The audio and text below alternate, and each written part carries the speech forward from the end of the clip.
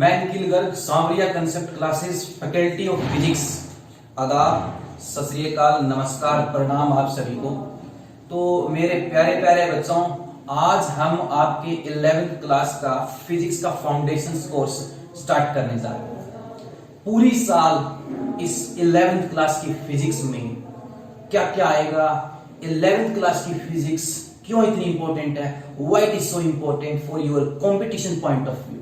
तो उन सारी बातों का आज हम अपने इस लेक्चर में डिस्कस करेंगे। इस पूरे एक ही लेक्चर में मैं आपको अवेयर करवाऊंगा कि क्यों 11th क्लास की physics becomes so important for you, for your IIT examination, for your NEET examination, for your AIMS examination and any other examination which have to be faced with science stream. 11th class matters a lot.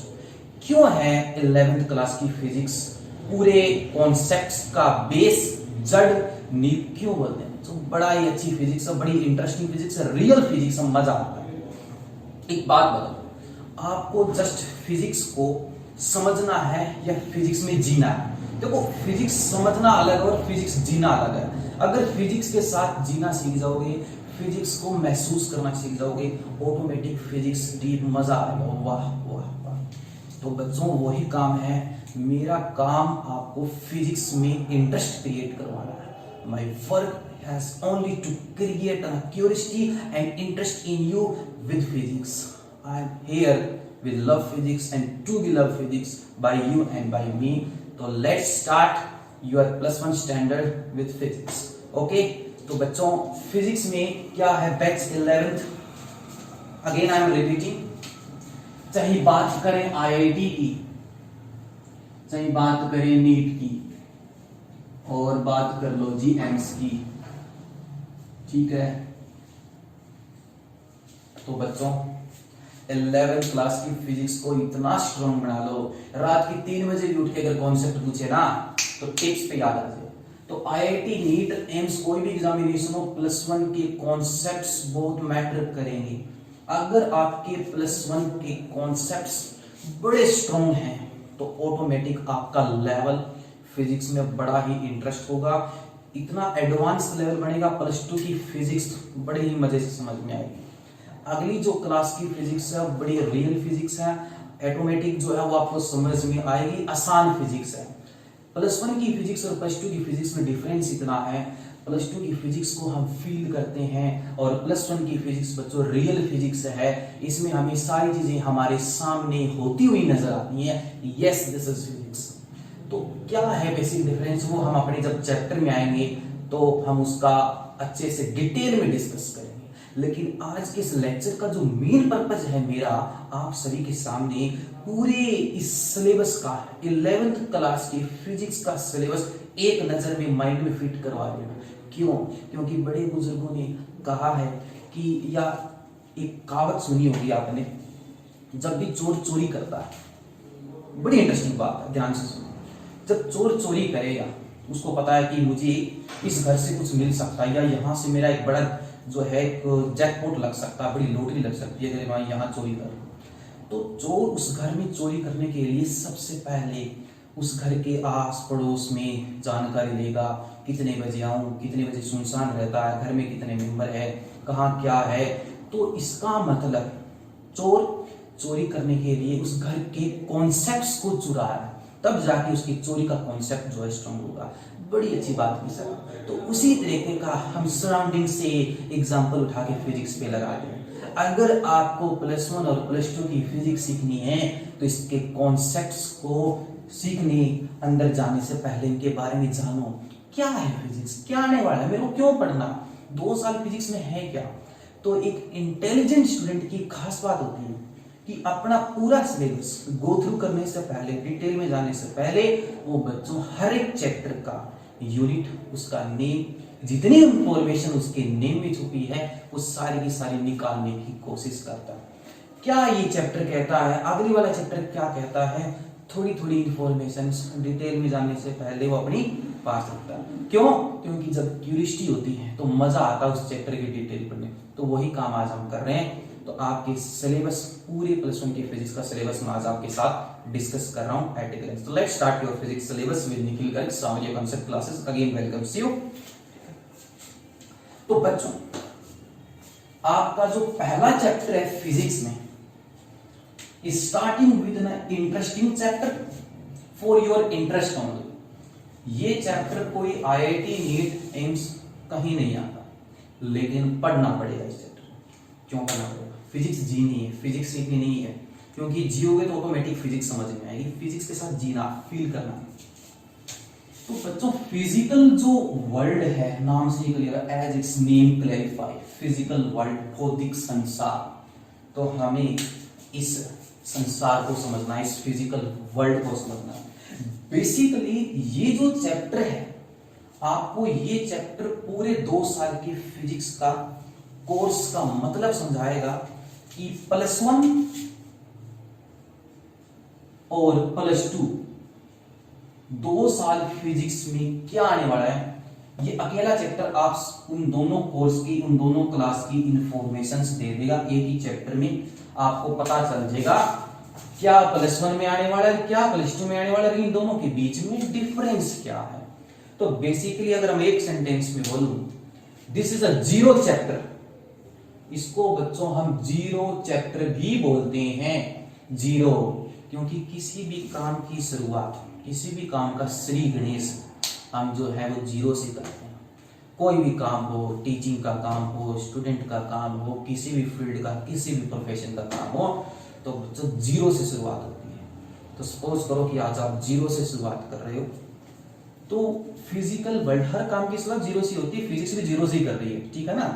हवाइयां नहीं मारनी है, हमें सीधा unit, dimension और measurement पे आना है। हमें इस चैप्टर का मतलब समझना। ये चैप्टर आपके नॉलेज के लिए, कोर्स के लिए, एग्जामिनेशन में कोई मैटर नहीं करता, लेकिन इंटरेस्टिंग क्वेश्चंस बनता। बड़ा इंटरेस्टिंग चैप्टर, मजा आता है जब इसको पढ़ते हैं। तो ये चैप्टर आपको पूरे 2 साल की पूरी नॉलेज बताएगा। क्या हम +1 में पढ़ेंगे, क्या +2 में पढ़ेंगे, दोनों में गैप क्या है, डिफरेंस क्या है, ठीक है। तो basically this chapter provides U A complete package of physics of both the years +1 and +2. Now let's come to the second chapter. यहां से आपकी फिजिक्स स्टार्ट हो जाती है, ठीक है। Unit, dimension and measurement. As its name clarify, unit, dimension and measurement. अगर मैं बात, जो बच्चे भी +1 स्टैंडर्ड में आए, 11th स्टैंडर्ड में आए, 9th और 10th की फिजिक्स क्या है, 9th क्लास का syllabus, I am going to repeat you, 9th class का syllabus as it is comes in your +1 standard, and the 10th class syllabus as it is comes in your 12th class. Means the syllabus of non-board class comes into another non-board class, and the syllabus of board class comes into next board class.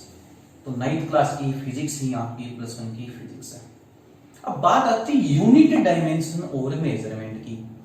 आपने 9th class में distance सुना, speed सुनी, velocity सुनी, acceleration सुना, momentum सुना, force सुनी, और जब 10th में आए electric charge, magnetic effect of current, solenoid, right hand thumb rule, Fleming's right hand magnetic field हो गया, ठीक है, इलेक्ट्रिक पोटेंशियल हो गया, वर्क डन हो गया, इन सारी चीजों की बात की।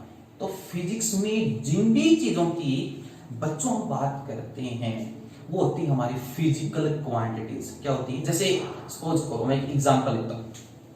अब मार्केट में गए, मेरी सेब खाने की इच्छा हुई, एप्पल खाने की, तो मैं सेब वाले के पास गया, तो मैं एप्पल वाले को क्या बोलूंगा? मैं एप्पल वाले को यही बोलूंगा ना कि भाई मुझे 2 किलोग्राम एप्पल दे दो। जैसे आपने अपने मुंह से इतने अच्छे शब्द निकाले, 2 किलोग्राम, तो किलोग्राम जो है बच्चों, बेसिकली आप वो जो शॉपकीपर है, या आप उसको बता रहे हो किस चीज के बारे में बता रहे हो, क्या चीज चाहता हो? एप्पल है, एप्पल कोई ऑब्जेक्ट है, उस ऑब्जेक्ट की वो एक पर्टिकुलर चीज, एक थिंग मेजर कर रहा है। क्या? उसका मास। क्या है? मास। मास क्या है? मास उस ऑब्जेक्ट की फिजिकल क्वांटिटी है, जिसको वो दुकानदार मेजर करना चाहता है अपने उसमें कंडे में, एक बैलेंस में, उस बैलेंस वो मास है।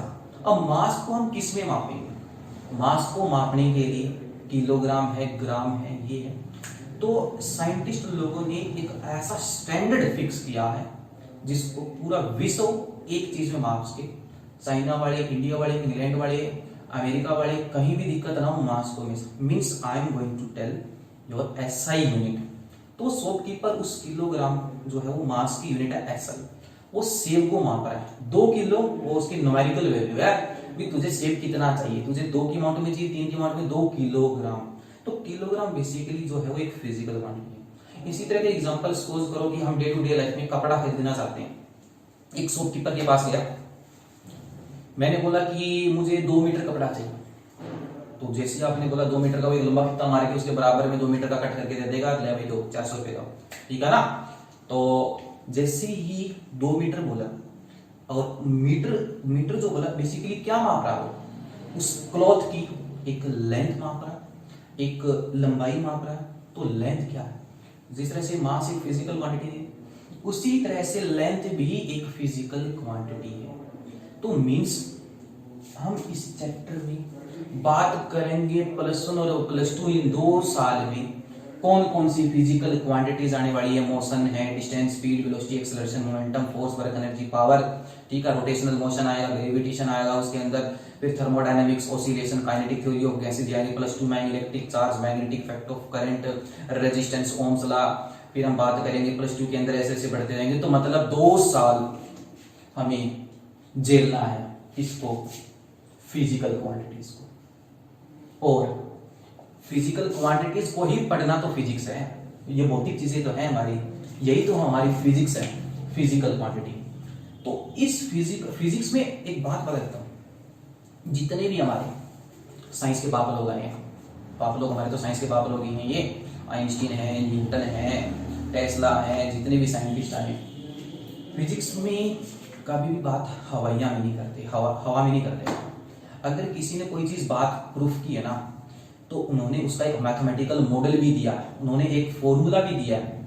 अब उस फॉर्मूला दिया है तो हमें उसकी मेजरमेंट भी करनी पड़ती है। हर एक चीज का एग्जिस्टेंस है फिजिक्स में, हवा में बात नहीं करते फिजिक्स में। फिजिक्स में अगर किसी साइंटिस्ट ने अगर कोई कॉन्सेप्ट बता के छोड़ दिया तो टांग खींचने के लिए बहुत लगे रहते हैं। तो उस प्रूफ करने के लिए लोगों को मैथमेटिकल मॉडल लगता है, क्योंकि बिना मैथ्स के फिजिक्स पॉसिबल नहीं है। तो यही चैप्टर हम डिटेल में पढ़ेंगे, क्यों मैथ्स का यूज है। अगर मैं बात करूं, एक क्योट है, physics is the king of science, बड़ा अच्छा जी, बड़ा मजेदार क्वोट है। Physics is the king of science and the mathematics is the queen of science. What A beauty, कितनी अच्छी बात है। मैथमेटिक्स जो है वो क्वीन है और फिजिक्स किंग है। आपने सुना होगा कि बिना क्वीन के जो आपका किंग है वो तो स्टेयर रह नहीं सकता। तो हमें मैथमेटिक्स को भी साथ लेके चलना पड़ेगा। If you want to be strong your physics strong, then your mathematics portion also should be strong. तो आई थिंक आपको समझ में आ गया होगा कि हम यूनिट, डायमेंशन और मेजरमेंट में क्या डिस्कस करें। सारी की सारी फिजिकल क्वांटिटी, उन फिजिकल क्वांटिटी की अगर मुझे मेजरमेंट करनी है, सेब मापना था, कपड़ा मापना था, अगर मुझे मोशन को मापना है, डिस्टेंस मापनी है, डिस्प्लेसमेंट मापनी है, चार्ज मापना है, मैग्नेटिक फील्ड मापना है, तो भाई साहब उसके लिए मुझे कोई ना कोई किलोग्राम और मीटर की तरह यूनिट भी तो चाहिए।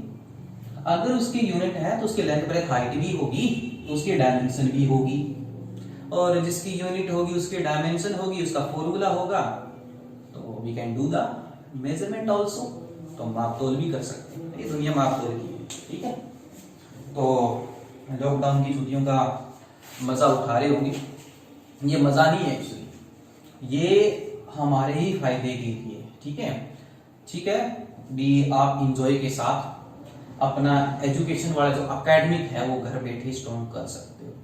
तो मस्ती के साथ घर पे रहें और साथ में अपना एकेडमिक घर बैठे स्ट्रॉन्ग कर लो, लॉस ना हो, क्योंकि वैसे ही 1 साल बैक हो गए हैं हमारा, ताकि हम अपना इस जो लॉस है इसको मेंटेन कर सकें। तो नाउ प्यारे प्यारे बच्चों, come to the 3rd chapter, kinematics. Kinematics यहां से आपकी +1 के अंदर जान आ जाती है। ये 2 आपको एक सहारा देते हैं यहाँ तक आने के लिए, और यहाँ मजा आता है जी, यहाँ रास्ते खुल जाते हैं, यहाँ जंग स्टार्ट हो जाती है। मैकेनिक्स बोलते हैं इसको, मैकेनिक्स स्टार्ट हो जाती है यहां से। काइनामेटिक्स, इस काइनामेटिक्स में हम उन चीजों की बात करेंगे जो हमारे डे टू डे लाइफ में, हमारे अगल बगल में, आस पड़ोस में ऐसी बहुत सारी चीजें हैं जो मोशन में, मतलब हमें इस चैप्टर में उस पर नजर गड़ाए रखनी है जो मोशन में है, हमें और कुछ देखना ही नहीं है।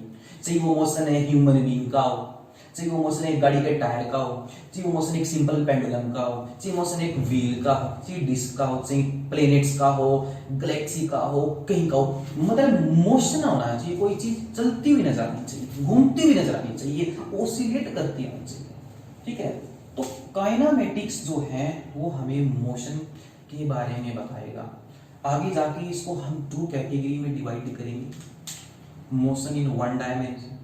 हम इस चैप्टर में उन्हीं मोशंस का डिस्कस करेंगे जो आपके आसपास की बॉडीज एक ही डायरेक्शन में चलती हुई rectilinear motion, straight line motion कर सके। और स्ट्रेट लाइन मोशन ग्राउंड पर भी हो सकता है, अगर मैं एक हाइट पे जाऊं, छत पे जाऊं, अपने रूफ पे जाऊं, टेरिस पे, और वहां से बॉल करूं तो वो भी तो स्ट्रेट आएगी। जो ग्राउंड पे मोशन स्ट्रेट करता है that is known as particularly with a beautiful word horizontal motion, and the ball which is dropped from some height is comes into with a beautiful motion that is known as vertical motion. तो motion in 1 dimension। फिर हम जैसे आजकल तो रामायण चल रही है, लक्ष्मण राम रावण मेघनाथ तीर चला रहे हैं, तो उन्होंने जैसे ही उन्होंने एक एरो शूट किया अपनी बोw से, तीर कमान, ठीक है, एक शूट, एक गोली फायर की मैंने अपनी गन से, तो वो बेसिकली अगर मैं कोई चीज ऐसे फेंकूं तो सपोज करो कि ये जो है एक मेरा एरो है, इसको मैं ऐसे, और ये जो है मेरा मान के चलो यहाँ, ये यहां से ये है पॉइंट ऑफ प्रोजेक्शन। बेसिकली मेरे हाथ के पीछे देखो ये है मेरा पॉइंट ऑफ प्रोजेक्शन, तो ये एक्स एक्सिस है, इसका एक कंपोनेंट लूं तो ये वाई एक्सिस ऐसे है ये।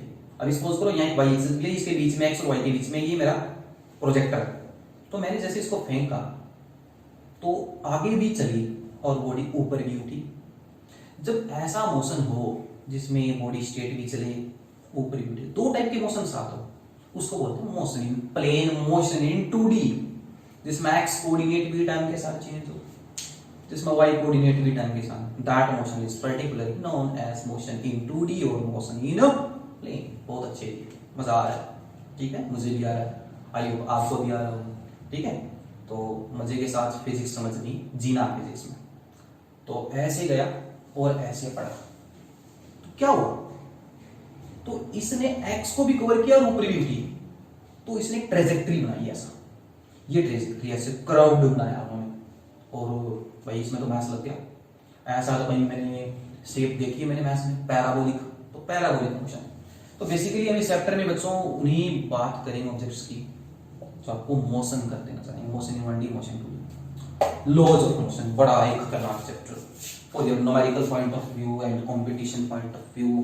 एग्जामिनर डालता है question, pulleys problem, free body diagram, तरह तरह की फोर्सेस इस चैप्टर में हम पढ़ेंगे, ठीक है। Laws of motion.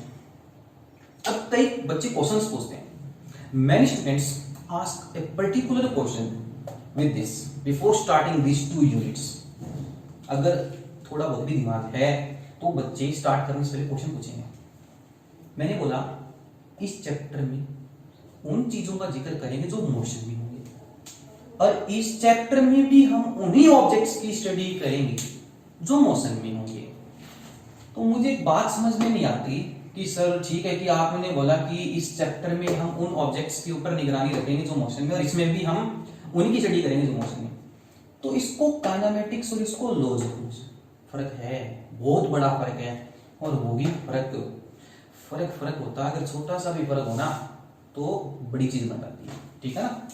तो काइनेमेटिक्स में भी हम उन ऑब्जेक्ट्स की स्टडी करेंगे जो मोशन में है, ओके, गेट इट। और लॉज ऑफ मोशन में भी नाम है मोशन, लेकिन इसके आगे लो लग गया। I think you are getting my point, what I want to say you. मतलब इस चैप्टर में जो भी चीजें मोशन में होंगी हमें उसके बैकग्राउंड में जाने की जरूरत नहीं, उसके फ्लैशबैक में जाने की, उसके पीछे जाने की जरूरत नहीं, उसका कारण जानने की जरूरत नहीं है। गाड़ी चल रही है तो चल रही है, हमें बात करनी है सिर्फ उसकी कि गाड़ी चल रही है, किस स्पीड से चल रही है, 10 मिनट बाद में कहां पहुंचेगी, क्या वेलोसिटी, क्या मोमेंटम, क्या चीजें, ये बातें करनी है। क्यों चल रही है, वाई वर्ड नहीं लगाना है चैप्टर में। अगर वाई वर्ड लगा दिया तो ये चैप्टर नहीं रहेगा। वाई वर्ड का इस्तेमाल अगले चैप्टर में करना है। जो बात की जिस बात की कमी इस चैप्टर में रहेगी ना, वो ये चैप्टर पूरी करेगा, और पूरी तो करेगा। फिजिक्स हवा की चीज नहीं है, कहीं पर समझ में, लॉज ऑफ मोशन। अब गैरेज में आपकी कार खड़ी है, सपोज करो मेरी गाड़ी खड़ी है, ठीक है, मारुति खड़ी है, हम तो मारुति वाले आदमी, तो मेरी गाड़ी मारुति में खड़ी है, अगर मुझे उसको स्टार्ट करना तो स्टार्ट तो कर लियो, स्टार्ट करूंगा तो रोड पे आएगी, मोशन में आएगी, वो चल के आएगी, डिस्प्लेसमेंट होगा, वेलोसिटी होगी, एक्सेलरेशन होगी। इतनी बात करूंगा तो मैं काइनेमेटिक्स है। अगर मैंने बोला कि मेरी गाड़ी स्टार्ट कैसे हुई, क्यों हुई, क्या किया तूने, तो हम काइनेमेटिक्स में नहीं जा रहे, हम उसके रीजन पे जा रहे हैं, उसके कोज पे जा रहे हैं। अच्छा, तो कोज की बात आती है ना, तो बात करते हैं नियम की, मोशन का नियम।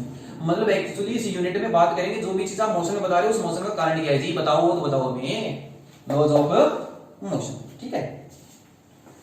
और आपको पता है इस दुनिया में कोई भी चीज, ठीक है, मोशन में अपने आप नहीं आ सकती। अगर कोई चीज, अगर मैं ये कहूं कि ये मार्कर है अभी मेरे हाथ में, अगर इसको मैंने ऊपर फेंका तो वापिस तो आया, वापिस तो आया, क्योंकि आपके पास चुंबक जैसी पावर है, वो बाद की बात करेंगे। तो मैंने इसको ऊपर फेंका, तो ऊपर फेंकने के लिए मेरे बॉडी ने कष्ट दिया इसको, मेरी बॉडी ने कष्ट उठाया, मेरे हाथ ने एक एक्सटर्नल कांटेक्ट किया, और इस एक्सटर्नल कांटेक्ट को इस ऑब्जेक्ट पर लगाने को हम बोलते हैं, फिजिक्स में फोर्स बोलते हैं। गैरेज में गाड़ी खड़ी, या मेरे घर में खड़ी गाड़ी स्टार्ट किया, सर्फ लगाया, ठीक है, तो इंजन को पावर मिली, अंदर केमिकल्स बर्न हुआ, पावर मिली, तो इसका मतलब फोर्स लगी, उस फोर्स से गाड़ी को एक जर्क मिला, स्टार्ट हुआ। तो बेसिकली ये चैप्टर ही, इसका दूसरा नाम है चैप्टर ऑफ फोर्सेस। वाह, ब्यूटीफुल, मजा आ गया जी, फोर्सेस।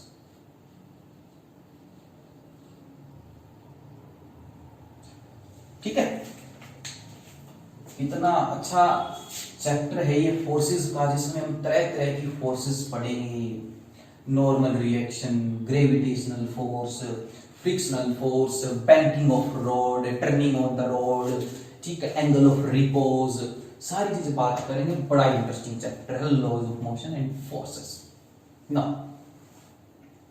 हाँ, मैंने बोला था ये दो चैप्टर आपको फिजिक्स की सीडी देंगे। सीडी वो नहीं, कैसे वो चलाने वाली नहीं, जिसमें आप अच्छे अच्छे सॉन्ग सुनो।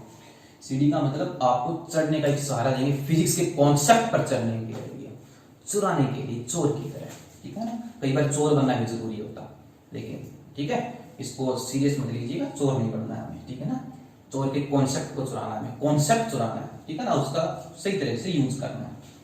Kinematics, laws of motion, physics खुल गई यहां से, इस थर्ड चैप्टर से आपकी फिजिक्स खुल गई। आई होप इन दोनों का मतलब समझ में आ गया होगा।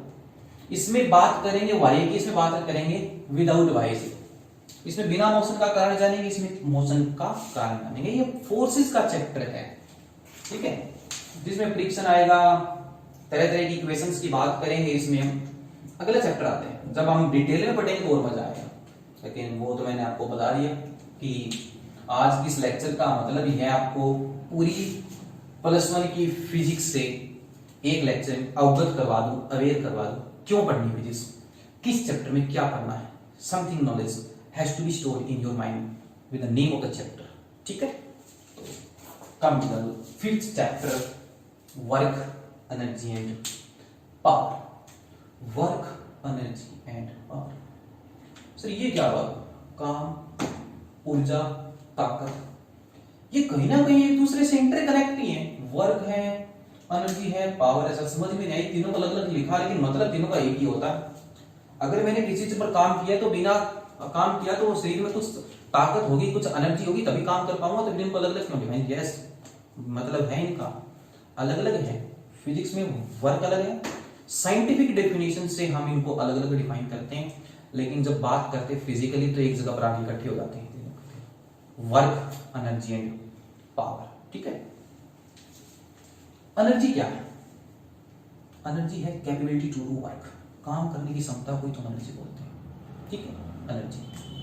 अब बात करते हैं कि अगर आप काम कर रहे हो, अब एक बंदा है, ठीक है, फिजिक्स तो उसने पढ़ी हुई नहीं, वो कह रहा है कि आज तो बाहुबली बना हुआ है, कहता माँ इस दीवार को ना मुझे आप जस्ट आधे घंटे का टाइम दो, within half an hour I can break this wall, I can break this wall. Statement तो दे दी भाई साहब ने, ठीक है, इज्जत का सवाल है, करना तो पड़ेगा।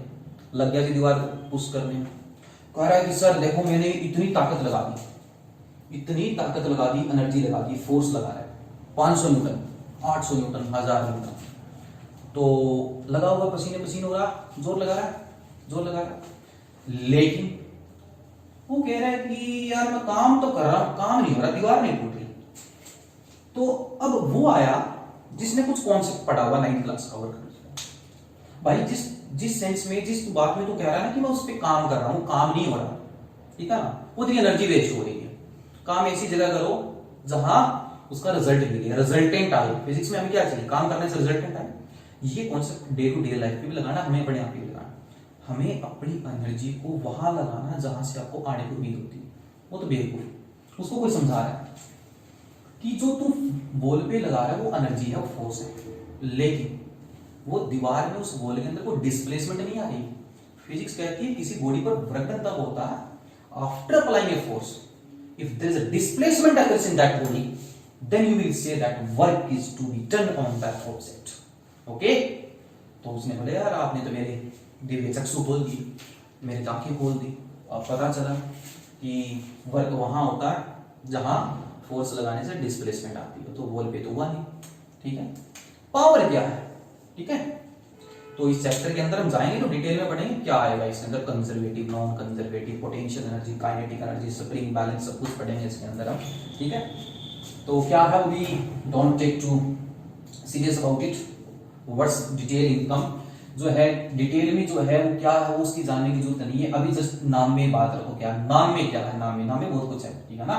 लोग कहते हैं नाम में क्या रखा है, अरे नाम में बहुत कुछ रखा है आजकल, work energy and power. Power की बात करते हैं, पावर, तो पावर की बात आ गई तो एक इंटरेस्टिंग एग्जांपल याद आ गया। दो स्टूडेंट है, एक कहता है कि मैंने अपने स्कूल का काम 4 घंटे में खत्म कर दिया, तो यार एक शौक लगने वाली बात है, बड़ी इंटरेस्टिंग बात है, 4 घंटे में काम कर दिया, बड़ी अच्छी बात है। दूसरे स्टूडेंट ने बोला कि मैंने अपने स्कूल का काम मुंह लटका गया, तूने 4 घंटे में कर दिया, मेरे को तो 8 घंटे। तो वो अपना मुंह ऐसा, वो अपनी बॉडी लैंग्वेज जैसे लेके आया, यार मैंने तो 8 घंटे लग गए, तुझे मैंने 4 घंटे में काम कर दिया। अच्छा, तो देखो यार वो बॉडी लैंग्वेज से पता चल रहा है कि बंदे में पावर कितनी है, तो ऐसी पावर मेंटेन करो बच्चों, ठीक है। तो पावर का मतलब है कि कितने टाइम में आप उस वर्क को जो है कर रहे हो, क्षमता कितनी है। Rate of doing work, rate of doing mechanical work is known as mechanical power, work energy and power, ठीक है। तो बात आती है रोटेशनल मोशन की। सर मोशन तो यहां भी पढ़ रहे थे, काइनेमेटिक्स में भी पढ़ रहे थे। तो बेसिकली बच्चों मोशन एक टाइप का थोड़ी होता है, मोशन तो बहुत सारे हैं, कोई सीधा चल रहा है, और वैसे भी आजकल सारे सीधे तो चलते नहीं, टेढ़े मेढ़े भी चलते हैं, कोई ऐसे भी घूमता है, कोई ऐसे भी घूमता है, कोई ऐसे भी घूम रहा है। जो घर से बाहर निकल रहा है, सरकार जो हमारी गवर्नमेंट है उसको तरह तरह की मोशन करवा रही है, किसी को स्ट्रेट लाइन मोशन करवा रही है, किसी को ऐसे करवा रही है, किसी को चक्कर की तरह घुमा रही है। तो इसका मतलब बच्चों इस चैप्टर में नाम से ही क्लियर है, रोटेशनल मोशन, मोशन को पढ़ लिया।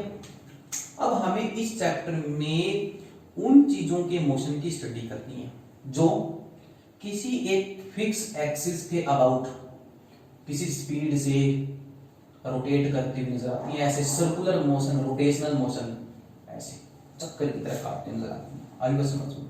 और ऐसे, और बेसिकली इस चैप्टर का एनसीईआरटी में जो दूसरा नाम है, जिस दूसरे नाम से ही आता है chapter, system of particles of rotational motion. और ये जो चैप्टर है इसके अंदर हम उन ऑब्जेक्ट्स के रोटेशनल मोशन की बात करेंगे जो रिजिड है, रिजिड सख्त है, मजा आ गया जी, सख्त चीजों की बात करेंगे, सख्त, ठीक है, सख्त बन जाओ। रिजिड, रिजिड जैसे आपकी गाड़ी का टायर, तो गाड़ी का टायर जो है कंप्रेसिबल है, मान के चलते हैं रिजिड है।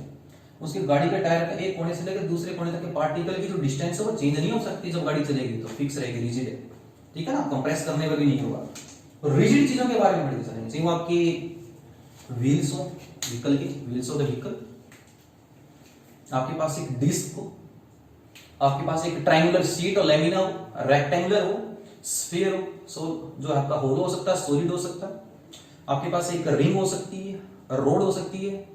तो मतलब हम, अगर मैं कहूं कि ये रोड है, अगर मैं इसको यहां से घुमाऊं, अगर यहां फिक्स कर दूं एंड और इसको मोशन कराऊं इस एक्सिस के बोलूं तो ये रोटेशनल मोशन है, अगर यहां लगाऊं तो ये ऐसे काटेगा, अगर यहां करूं तो ये यहां ऐसे ऐसे काटेगा।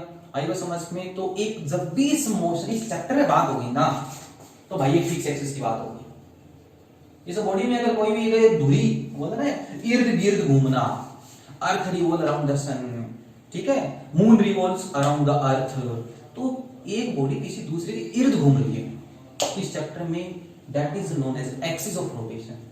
मोमेंट ऑफ इनर्शिया आएगा, सेंटर ऑफ मास आएगा, theorem of parallel axis, perpendicular axis, vector product, cross product, सारी बात करेंगे इस चैप्टर के अंदर, डिटेल में बात करेंगे। बड़ा इंटरेस्टिंग चैप्टर है कंपटीशन पॉइंट ऑफ व्यू से।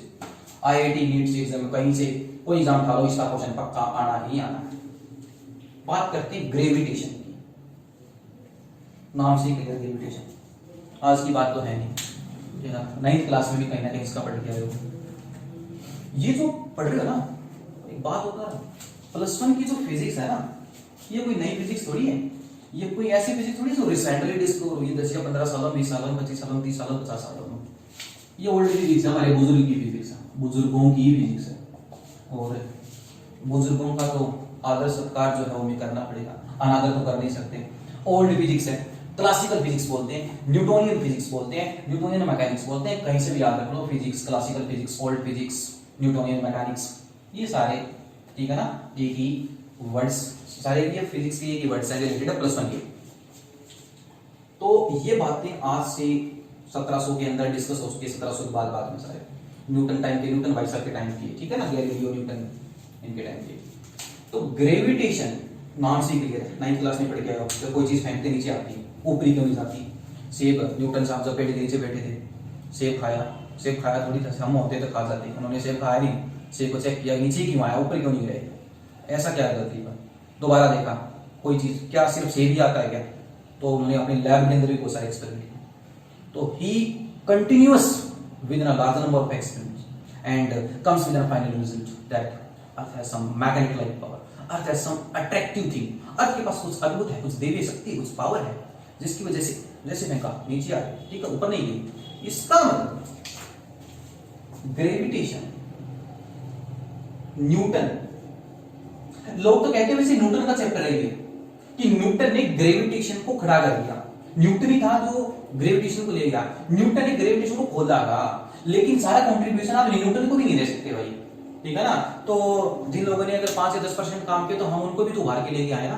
तो न्यूटन से पहले ग्रेविटेशन का सोच लिया था लोगों ने, और वो जो फेमस बंदा मेरे को बड़ा पसंद है न्यूटन से पहले जिसने ये बात सोच ली, ठीक है ना। तो न्यूटन को तो सारा क्रेडिट मिलना ही है, 80% इसने काम कर दिया, लेकिन उसने तो सारा लिया न्यूटन ने, तो सारे चोर हैं साइंस में, सारे चोर हैं, दूसरे कॉन्सेप्ट को चलाकर अपना नाम बनाते हैं, ठीक है। तो हमें ऐसा नाम बनाना है, हमें कॉन्सेप्ट को चलाना है, लेकिन एक सही पर्पज में, ठीक है ना।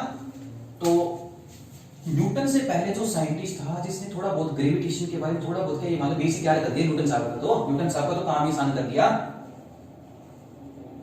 बहुत बड़ी तोप ही भाई साहब, बहुत बड़ी तोप थी गैलीलियो साहब। इसने मैथ्स लगा लगा के न्यूटन के कॉन्सेप्ट्स की इक्वेशंस ऑफ टूल जो थी नॉन मोशंस का पहले बता दिया था, तेरी इक्वेशन इससे आने वाली है, v = u + 80 ऐसे = ut + half इसके जब डिटेल में पढ़ोगे, ठीक है ना, मजा आएगा, क्यूरियोसिटी रखा करो, फिजिक्स में लव विद फिजिक्स, ठीक है ना, जीना फिजिक्स के साथ। गैलीलियो से न्यूटन, बात करते हैं इस चैप्टर में क्या पढ़ोगे। इस चैप्टर में आप प्लैनेट्स की स्टडी करोगे, ठीक है ना, जिसमें हमारे जो है 3 लॉज हैं प्लैनेट्स के, first law of orbit, second law, Kepler's laws बोलते हैं बेसिकली, प्लैनेट्स की स्टडी करते हैं। ग्रेविटी जो है, ग्रेविटी जब तक इस अर्थ की पावर में तब तक बात करेंगे ग्रेविटी। अगर मैं कहूं कोई भी चीज अर्थ पे स्मा रही है, लाई कर रही है इस पूरे ग्रेविटेशनल फील्ड में, गुरुत्वाकर्षण ये जो क्षेत्र है हमारा, इसमें कोई भी चीज है ना अर्थ की वजह से, तो that is known as acceleration due to gravity, earth, the force of effect of earth. लेकिन अगर मैं कहूं कि अगर मैं इस अर्थ के ग्रेविटेशनल फील्ड से, इसके दायरे से अगर मैं बाहर जाना चाहता हूं तो अर्थ से कितना वो दूर है, अगर किसी चीज को मुझे फेंकना हो तो किस स्पीड से फेंकूं, अगर मुझे उस ऑब्जेक्ट को फेंकना है कि एक ऑर्बिट में चक्कर काटता रह जाए, तो इसका मतलब अगर आप किसी चीज को उस ग्रेविटेशनल पुल से, अर्थ के आकर्षण से, गुरुत्वाकर्षण बल से, ग्रेविटेशनल पुल ऑफ अट्रैक्शन से अगर बाहर फेंकना चाहते हो तो उस ऑब्जेक्ट को एक पर्टिकुलर वेलोसिटी देनी पड़ती है, that is known as escape velocity. बात करें अगर किसी चीज को आप चाहते हो कि वो एक ऑर्बिट में चक्कर काटती रहे, ऑर्बिट में घूमती रहे, तो उसको कितनी वेलोसिटी दो, that is known orbital velocity, Kepler's law. जब अर्थ से ऊपर जाते हैं तो ग्रेविटी डिक्रीज होती है, इंक्रीज होती है। अर्थ से डेप्थ में जाते हैं तो ग्रेविटी इंक्रीज होती है, डिक्रीज। सरफेस पे रहते हैं तो कितनी होती है, मतलब variation of gravity with in height, with in depth, और रोटेशन से ड्यू टू लैटिट्यूड, एक होता है एल्टीट्यूड, एक होता है लैटिट्यूड, ठीक है, ग्रेटिट्यूड, एटीट्यूड, ठीक है ना, बड़े अच्छे अच्छे वर्ड्स हैं, मजा आता है जब पढ़ते हैं। तो आई होप ग्रेविटेशन में आप फिजिक्स की रियल दुनिया जियोगे, ग्रेविटेशन, ठीक है ना। इसके ऊपर एक बहुत अच्छी मूवी भी बनी हुई है, ठीक है ना, बड़ा आप जब उस मूवी को देखोगे, आप हॉलीवुड मूवी है जो ग्रेविटेशन पे है, नाम उस मूवी का आप लिख सकते हो, इंटरस्टेलर ग्रेविटी। बड़ी ग्रेविटी की दुनिया, मजा आया, ऐसा लग रहा है जैसे आप ग्रेविटी में जी रहे हो। इंटरस्टेलर ग्रेविटी, जो फिजिक्स के लवर्स हैं, red on this movie which is basically based on the particular concept gravitation. Now, mechanical properties of matter. अब बात करते हैं मैकेनिकल प्रॉपर्टीज ऑफ मैटर। तो बच्चों, जो मैकेनिकल प्रॉपर्टीज ऑफ मैटर है, अब बात करते हैं मैटर। आपको पता है मैटर क्या है? ये सारी की सारी दुनिया, चाहे ह्यूमन बीइंग हो, कोई भी हो, आपके घर के किचन से लेके इंडस्ट्रियल लेवल तक, बाहर तक, अंदर से बाहर तक, दुनिया मैटर से मिलकर बनी है। तभी तो मैं यहाँ खड़ा दिख रहा हूँ, मेरा एग्जिस्टेंस दिख रहा।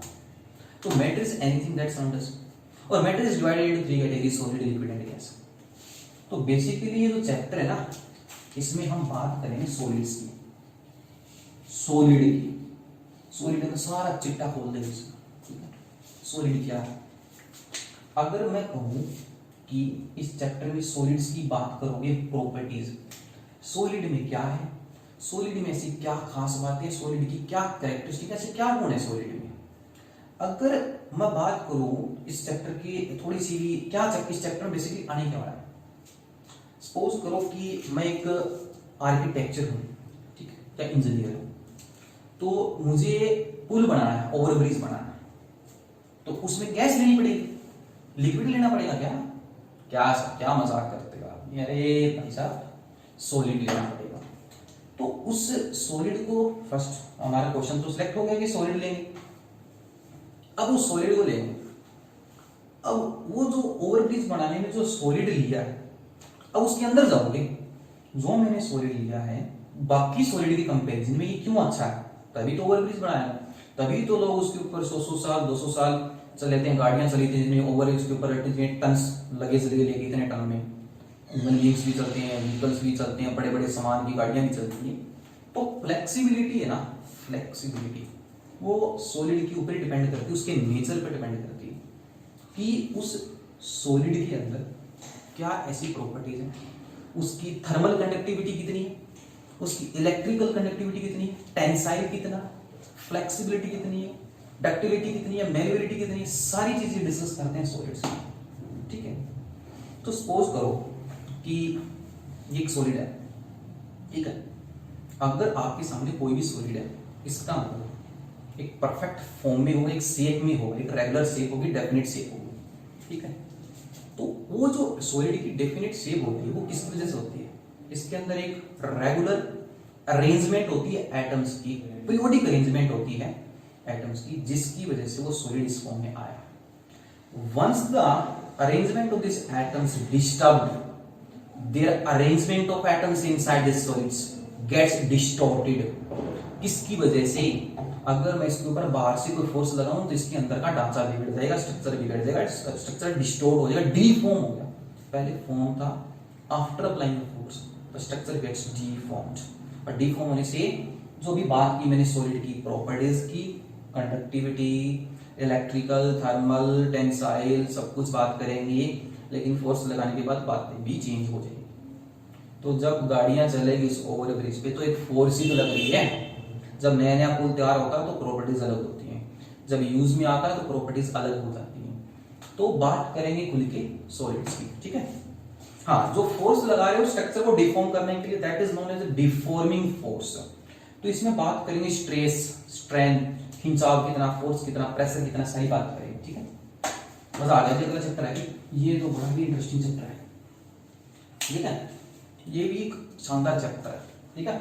पानी के साथ करेंगे इसमें, पानी लिक्विड के साथ, ठीक है। बहती हुई चीजें, फ्लूइड मैकेनिक्स नाम से क्लियर, फ्लूइड मैकेनिक्स। फ्लूइड क्या नाम से? फ्लूइड आदमी का जीवन भी फ्लूइड की तरह होना चाहिए, स्मूथ, बिल्कुल जो बहता जाए, रुकेगा। Fluid mechanics. दो चीजें ऐसी हैं हमारे इस यूनिवर्स में जो बह सकती हैं, क्या? एक लिक्विड्स और एक गैसेस। तो liquid and gases are two substances which are included in the category of fluid and that is known as fluid mechanics. What is beautiful, ठीक है ना। फ्लूइड मैकेनिक्स मतलब इस चैप्टर में आपको बात करनी है उन सब्सटेंस की जो बहस की हैं, which have some capability, which have some capacity to flow, जिसमें कुछ फ्लो होने की कैपेसिटी होती है, उनको हम बोलते हैं फ्लूइड्स। तो फ्लूइड्स के अंदर लिक्विड्स हैं, गैसेस हैं। अब लिक्विड जब फ्लो करेगा तो कोई ना कोई उसके पास एक प्रेशर होगा, जो फ्लो करेगा कोई ना कोई चीज में तो करेगा। जैसे मेरे पास एक ट्यूब है, अलग अलग एरिया ऑफ क्रॉस सेक्शन की, एक तो इतने मुंह की है यहाँ और एक इतने बड़े मुंह की है, varying area of cross section की पाइप है, यहां से पानी एंटर किया, कोई ना कोई टर्मिनल, यहां से कोई ना कोई इसकी जो है इनिशियल वेलोसिटी होगी, प्रेशर होगा, वॉल्यूम भी होगा, यहाँ जाके इसका इस एरिया ऑफ क्रॉस सेक्शन अलग है, तो इसके एरिया ऑफ क्रॉस सेक्शन से जब पानी निकलेगा तो प्रेशर अलग होगा, वॉल्यूम अलग होगा। और लिक्विड्स के साथ क्या क्या हो सकता है? जब लिक्विड फ्लो में होता है, मोशन में होता है, तो लिक्विड की बात क्या होगी, लिक्विड का एनवायरनमेंट कैसा होगा, बिहेवियर कैसा होगा, that whole thing will be discuss, ठीक है ना। गैसेस की बात करेंगे, जो गैसेस के तो चैप्टर ही लगा है ना जी, अलग वो दिखाऊंगा मैं अभी। तो आई होप आपको मजा आ रहा होगा कि हमारी प्लस 1 की फिजिक्स इतनी अच्छी फिजिक्स है, रियल फिजिक्स है प्लस 1 की। प्लस 2 की फिजिक्स फील की फिजिक्स है, चार्ज और मैग्नेट्स की फिजिक्स है। चार्ज कभी दिखता नहीं है, चार्ज फील होता है, लेकिन इसमें तो गाड़ी का टायर चलता हुआ नजर आता है, पेंडुलम ऑसिलेट करता हुआ नजर आता है, रोटेशनल मोशन है, कोई भी चीज है आप काइनेमेटिक्स में उठा लो, यूनिट डायमेंशन फिजिकल वर्ल्ड है, अगर किसी मास का मेजरमेंट करना है तो आपके पास पेन बैलेंस है, वेइंग बैलेंस है। तो मतलब ये फिजिक्स जो है फील की नहीं है, रियल फिजिक्स है, इसमें जीना है हमें, और वहां फील करना, फील करोगे तो वहां प्लस 2 की फिजिक्स में। और प्लस 2 की फिजिक्स प्लस 1 से बहुत ईजी, ठीक है ना, ये मान के चलना। प्लस 1 की फिजिक्स बहुत इंटरेस्टिंग भी है, डिफिकल्ट भी है, मजा भी है, ठीक है ना, लेकिन टफ उसके लिए है जिसके कॉन्सेप्ट्स वीक है। तो हमें फिजिक्स में जीना है, ठीक है, ऑटोमेटिक आसान लगेगी, डरने की जरूरत नहीं है, ठीक है। डर गया सो मर गया, कोशिश करने वालों की कभी हार नहीं होती। तो यहां तक हमने 9 चैप्टर्स डिस्कस कर ली। इसके बाद में हम बात करते हैं जी हीट की दुनिया में बात करते हैं, हीट, ठीक है ना। तो मैंने अपने अकॉर्डिंग लिखा है, आप अपने अकॉर्डिंग राइट डाउन कर लीजिए, अपनी कॉपी लगा लीजिए। हम प्लस 1 का बड़े अच्छे से सिलेबस स्टार्ट कर रहे हैं, ठीक है। तो देखते हैं आगे क्या होगा।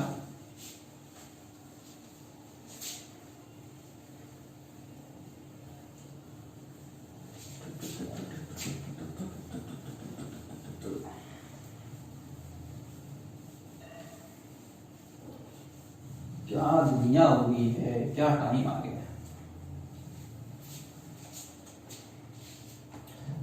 एक बड़ी प्यारी सी बात याद आ गई, घर बैठे हैं, मैं भी बैठा हूँ, मेरा मन करता है कि यार आपको बस पढ़ाया जाऊँ। लॉकडाउन में अभी जैसे बच्चे कह रहे हैं या बड़े कह रहे हैं, जैसे भी हैं, बड़े मजाकिया तौर पे कमेंट है कि लॉकडाउन का तो पता नहीं हमें, लॉकडाउन का मोदी को कह रहे, मोदी जी हमें लॉकडाउन का तो पता नहीं, टास्क जो आप दे रहे हो उसमें मजा आ रहा है तो हमें अगला टास्क बताइए। तो बच्चों अच्छी बात है, मजे की, ठीक है ना। तो एक हमारे मोटिवेशनल स्पीकर है विवेक बिंद्रा, उन्होंने बनाया कि हमारे इस कोविड-19 को, कोरोना वायरस को लोगों ने इतना मजाक बना दिया है। जितनी वीडियो कोरोना वायरस के ऊपर इसकी अवेयरनेस पे नहीं बनी, उतनी लोगों ने इसकी फनी वीडियो टिकटॉक पे बढ़ा दी। ये हमारा एक्चुअल में इंडिया। तो जिनको आप देखो, आप इटली, स्पेन, ठीक है ना, जो है ऑलमोस्ट खत्म होने की कगार पे आ रही है, धीरे धीरे केसेस बढ़ रहे हैं। तो बच्चों इस चीज का एक फियर भी होना चाहिए। चलो ठीक है कि हमारे एरिया में हम नहीं है, सुरक्षित हैं, इसकी हमें अभी पकड़ में नहीं है, लेकिन ये तो हम नहीं कह सकते कि हम सुरक्षित हैं। कल को हमें अपना बिजनेस भी खोलना है, हमें बाहर भी जाना है, तो एक डर तो हो गया ना कि ये यार एक बीमारी तो आ गई ना देश में, इस देश में बीमारी तो आ गई। यूनिवर्सिटी ने पनप तो लिया, नाम तो लिया, जैसे डेंगू है, ये है, तो कोई भी लपेट में आ सकता है। तो इसको टेक इट सीरियस, इंजॉय करते रहिए, ठीक है ना, लेकिन सीरियस भी रहें, गाइडलाइंस फॉलो करते रहें। तो अगला चैप्टर जो आता है वो है आपका, that is known as heat and thermodynamics.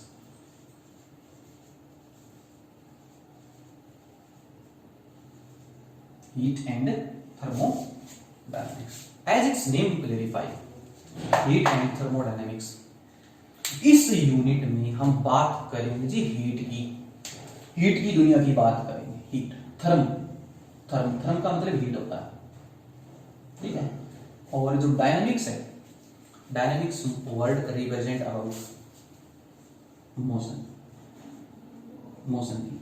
जब आपकी हीट मोशन में होगी, what environment it will create, what is the environment behind this, क्या एनवायरनमेंट होगा जब हीट फ्लो करेगी। तो सपोज करो कि मेरी चाय की इच्छा हुई, ठीक है, तो मेरे को चाय पीनी है, ठीक है। तो मान के चलो कि ये मेरे पास एक चाय का कप है, ठीक है, ये मेरे पास चाय का कप है। तो चाय का कप है, उबाल, बिल्कुल उबाल, हाँ बिल्कुल इसके अंदर उबाल फूल ऐसे आ रहा, ठीक है, बहुत ही गर्म है चाय का कप, नाम से पता चल रहा है, इसे लपेट, इस लपटों से पता चल रहा है। तो आपने, अगर मेरे को मेरी चाय पीने की इच्छा हुई, मेरे सामने कप आ गया गर्मा गर्म, ठीक है, चाय इसमें बढ़िया मसालेदार बड़ा, ठीक है। तो 10 मिनट के लिए बाहर चला गया, काम आ गया मेरे को याद।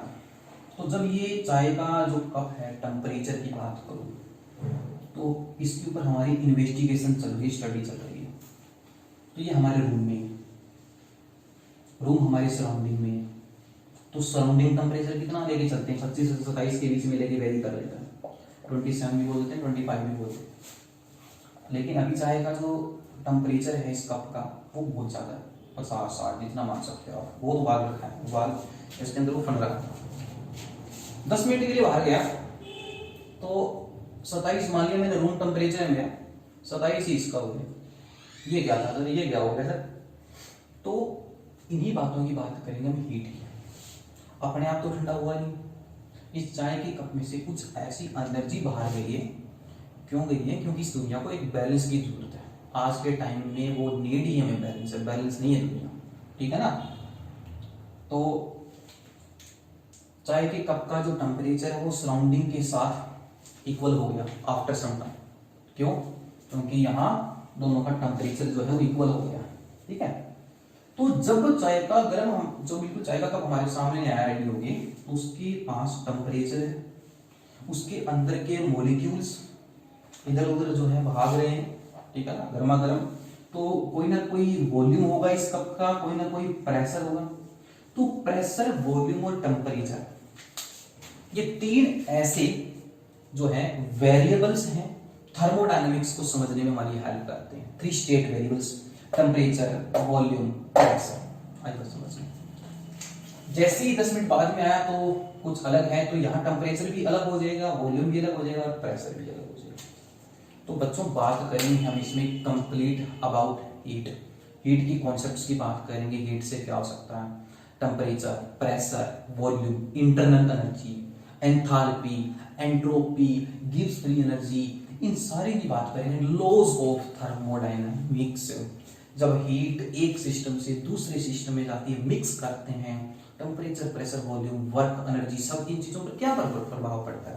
तो फिजिक्स में हवा में बात नहीं करते हैं, तो लोगों ने लॉज बना डाले, मॉडल्स बना डाले, 3 जो है थर्मोडायनेमिक्स के हम कई लॉज पढ़ेंगे, zeroth law of thermodynamics, first law of thermodynamics, second law of thermodynamics. I hope आप सभी को समझ में आ गया होगा कि हीट एंड थर्मोडायनेमिक्स में हम किन चीजों का बात करेंगे। ठीक है, तो अगले चैप्टर पे आते हैं।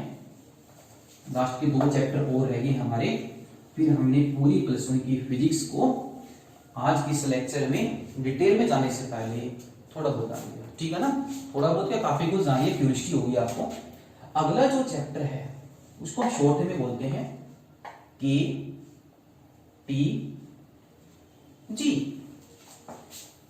Kinetic theory of gases.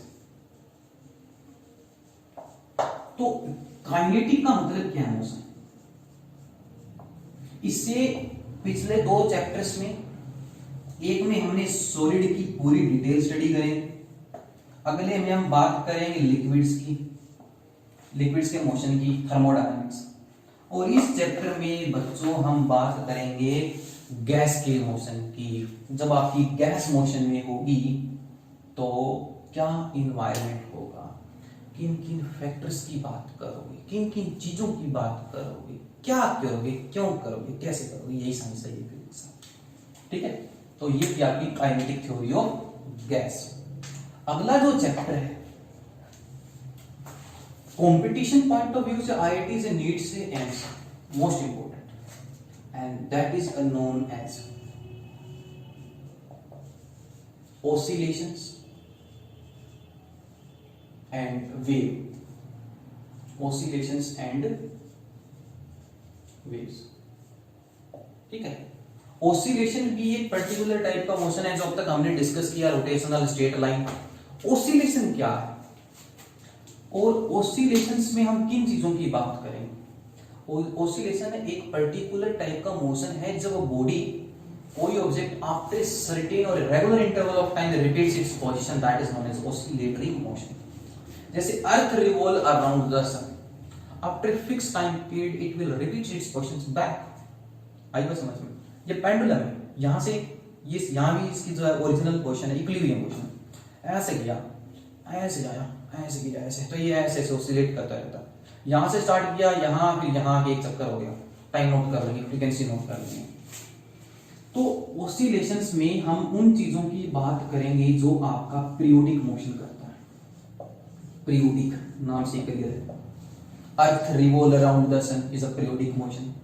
ठीक है, motion of simple pendulum is a periodic motion. बताओ मुझे सोच के, पीरियोडिक है? पीरियोडिक है? पीरियोडिक है।